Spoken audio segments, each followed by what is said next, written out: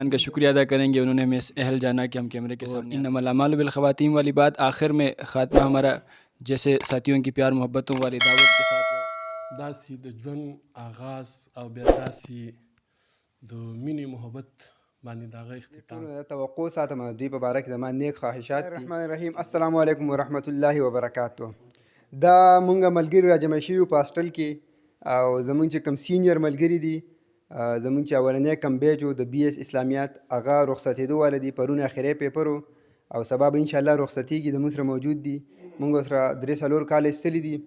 نو د هغې نه به تاثرات اخلو چې هغوی څنګه د خپل وخت تېر کړو زمونږ سره او ډېر ښکلی وخت یې تېر کړی دی او نور تپوسونه کوو چې هغوی څه ویل غواړي د خپل 4 کاله په دې دورانیه کې دوی څه ولیدو او څه محسوس کړو.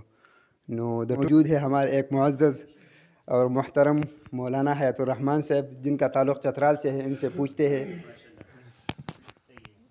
अस्सलाम वालेकुम रहमतुल्लाह। सबसे पहले तो भाई अदनान का शुक्रिया अदा करेंगे, उन्होंने हमें इस अहल जाना कि हम कैमरे के सामने आ सके। छोटा सा पैगाम कि ज़िंदगी मुकम्मल एक सफ़र का मजमूआ है और उसी सफ़र में से एक छोटा सा सफ़र BS का था जिसका सुबह 2019 में इन मुबारक साथियों को साथ लेते हुए तुलू हुआ था और उसका शाम इन्हीं साथियों के साथ प्यार मोहब्बतों के साथ आज शाम तकरीबन एंड को आखिर को पहुंचा।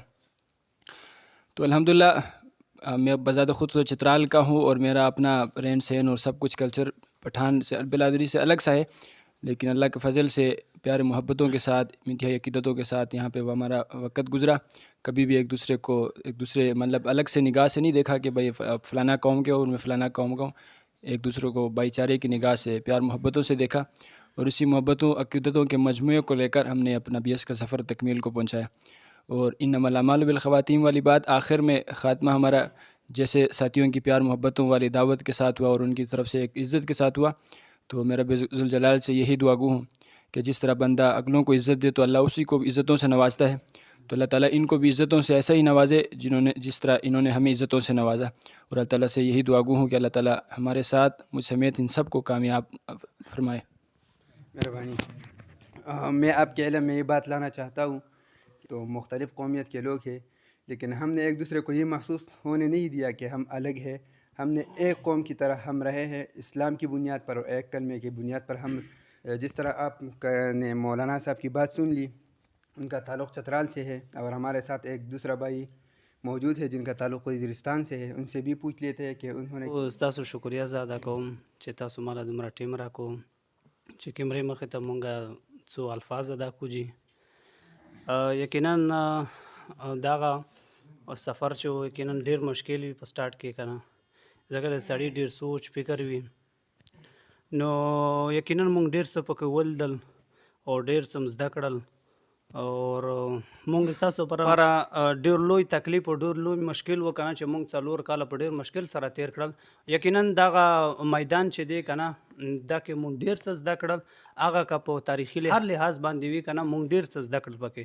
یقینا دغه میدان هم د وجه نه کنه انسان کې شعور راځي یو د معاشره یو ښه اکایي جوړیږي کنه نو دا د مونږ د پاره او دا د الله نه مونږ شکریا ادا کوو کنه چې الله تعالی مونږ د 4 کاله سٹارټ راغلو فرست سمستر کې او اخر سمستر پر مونږه دغه تکمیل وکړو نو په اخر کې تاسو ډیره شکریا مونږ ادا کوو. زمونږ سره یو بل ملګری موجود دی چې د هغه تعلق د کلام سره دی. د هغه نه به هم یو څو تپوسونه کوو چې هغه څه ویل غواړي. السلام علیکم. عدنان به ټول نو لستا ډېر زیات شکریا ادا کوم چې تاسو داسې یو ښه ګړی داسې یو ښه وخت تاسو د کیمرې په سترګه کې محفوظ کوئ او دا به یو ښه یاد یو میموري به جوړیږي. واقعیتا خبره دا ده چې زما زړه چې کوم دی ډېر زیات کمزوری دی. داسې محفلونه داسې د ژوند آغاز او بیا داسې د مینې محبت باندې د هغه اختتام. نو دا د ژوند د تسلسلاتو نه دی، دا د ژوند سلسله ده چې انسان همیشه په یو ځای کې نه وي. انسان د څنګه چې مونږ خپل کم مور او پلار نه پیدا شوي د دې علم دپاره د دې سبق دپاره د دې تعلیم دپاره مونږ د هغوی جدایي برداشت کړه دلته رالو داسې یو ماحول کې چې څوک د کم ځای وو څوک د کم ځای وو، د رنګ د نسل د قوم نه بالاتر په داسې یو ماحول کې مونږ داسې 4 کاله تاسې تیر شو چې الحمدلله څه تاوتریخوالی، څه جنګ جګړې، څه د عصبیت خبرې، څه د قومیت خبرې، نور داسې څه غټې مسلې زموږ رانغلې. زموږ مینه محبت باندې دلته دا 4 کاله تیر شو او په دې باندې د الله تعالی لاک شکر دی چې هیڅ یو داسې خبره زموږ نه سرزید نه شوه، زموږ د لاس نه د خپو نه چې هغه ته بل زموږ ملګری موږ له تکلیف راکړی یا موږ چا له تکلیف ورکړی وی.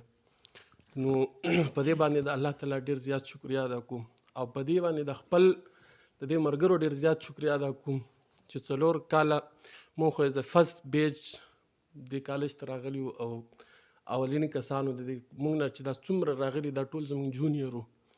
نو دوی همیشه لکه د استادانو د مشرانو د کور د مشرانو مونږ له چې کوم عزت راکاو، زمونږ کوم خیال ساتو په کلاس کې په جماعت کې په هر یو څیز کې مونږ له کوم دې ترجیح راکوله.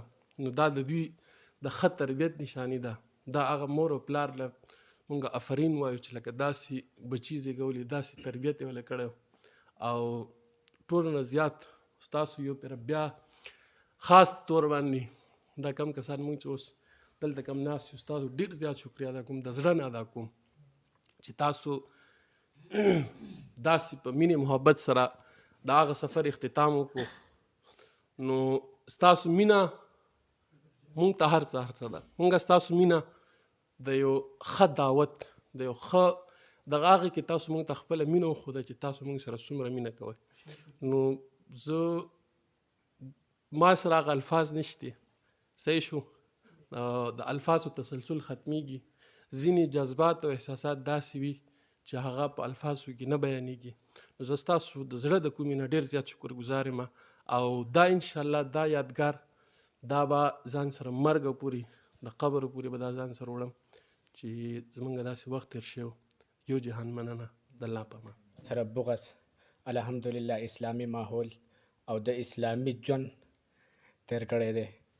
موږ د ټول چې کوم بیچ ملګري یو، خاص کر جونیئر کسانو، عدنان شو، یاسر شو او شهزاد شو، موږ د دې ټولو شکریا ادا کوو چې موږ له چې تاسو کوم عزت راکړی دی الله دې د دې بدله تاسو له ورکړي. ولې چې موږ نه شو ورکولی، موږ کمزور خلک یو. او بل دا دی چې موږ تاسو نه هم دا تمه لرو چې انشاءالله تعالی تاسو ډېر بهترین وخت تېروئ او د دین دپاره او د اسلام دپاره او اسلامي هر شعبې دپاره تاسو یو فرد تیاروئ. بس دغه یو خبر. نن به ډېر زیات شکریا ادا کوم چې دا مونږ ته وخت راکړو او دې مونږ ته ډېر زیات په اول کې عزت هم راکړو، مونږ یې غیر شو، د هر څه نه خبر کړو. ډېر زیات شکریا ادا کوم او بل ډول دا زه ریکوم. بس زه د ټولو ملګرو تاثرات ما ریکارډ کړو. د دوی ټولو شکریا ادا کوم، ډېره ښایسته خبرې وکړې چونکې موږ په یو اسلامي ماحول کې دا وخت تېر کړو او BS اسلامیه سټوډنټان یو.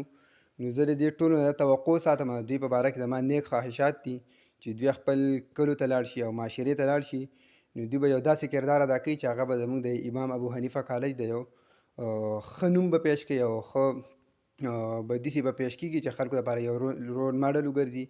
او د دوی لپاره هم زما نیک خواهشات دي که د ژوند په کم ډګر باندې الله دې دوی کامیاب او کامران کړي. الله دې ته ښه داسې نوکریان جابونه ورکړي چې ښه خوشحاله ژوند تېر کړي. او کوم موجوده کسان چې زمونږ دي لا فارغ نه دي، زیر تعلیم دي، د دوی په باره کې هم زما نیک خواهشات دي سره زمونږ چې الله دې کامیاب کړي. والسلام.